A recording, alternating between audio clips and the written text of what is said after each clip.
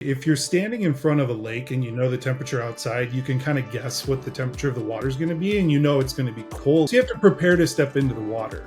You know you have to. But when you get into the water, it's still going to be a shock to your body, and you know that. It's the same with revenue operations. You have to jump into that cold lake knowing that it's going to shock your body, but you have to be prepared to breathe deep. You have to be prepared to let those feelings wash over you. And then you have to swim. You have to get to the other side. If you're prepared for something that's going to shock you, then your body can adapt to it. Or at least it's better suited to adapt to it. The alternative is not doing anything. And not doing anything, you're not going to grow.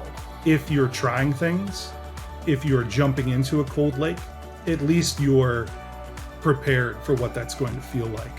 But you still have to jump. And I think that that's so many emails that you see go out, and like that's the sentiment. Email is dead. Cold calling is dead. Okay, like, is it really dead, or do you just know what it feels like to be told no? Is it dead, or is it just a really familiar feeling? And that's fine. It can be a really familiar feeling. You can take a cold shower every day and know it's going to be cold, but it's still good for your body. It's the same thing with cold email and cold calls. They still work. And then you can get your towel and dry off and, listen to your music that makes you feel happy. Like, it's the same kind of thing.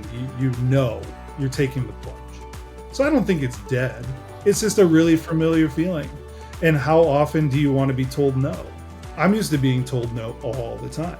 And so if it's a familiar feeling that you're willing to sit with and be comfortable with and accept it, then you're free in a way to try new things and make decisions you might not otherwise have made, or try things you might not otherwise have tried. And that's what's interesting about RevOps, is that now you take what you were used to as a salesperson, and now you add an operations layer onto it, and you add a marketing layer onto it. And you say, oh, wow, these are uncharted waters.